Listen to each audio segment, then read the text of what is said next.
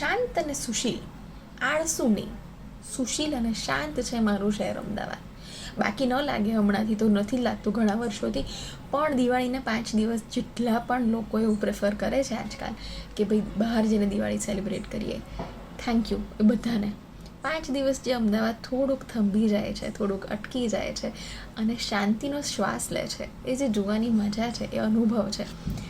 હું ગઈકાલે ભાઈબીજના દિવસે મારી જોબ રિઝ્યુમ થઈ ત્યારે હું ભારે અહીંયા, કારણ કે ઘરમાં બધા સૂઈ ગયા હતા, એટલે હું કંટાળતી નીકળી તો ખરી, પણ જેવું હું આમ મેઇન રોડ પર પહોંચી, મેં કીધું આહા હા, શુક્રના 11 થી 21 વાહનો ચાલતા હતા અને બપોરે પાછી આવી ત્યારે પેલો કંટાળાનો ચાંદલો ઘણા લોકો ના કરે 51 રૂપિયાનો, બસ એટલા જ વાહનો 4 રસ્તે ઊભા હતા. લોકો બે ધડક રસ્તો ક્રોસ કરતા હતા, કોઈ આમ વધારે ગાંડાની જેમ બધા અવાજ કરીને જતા હોય એવું નહોતું.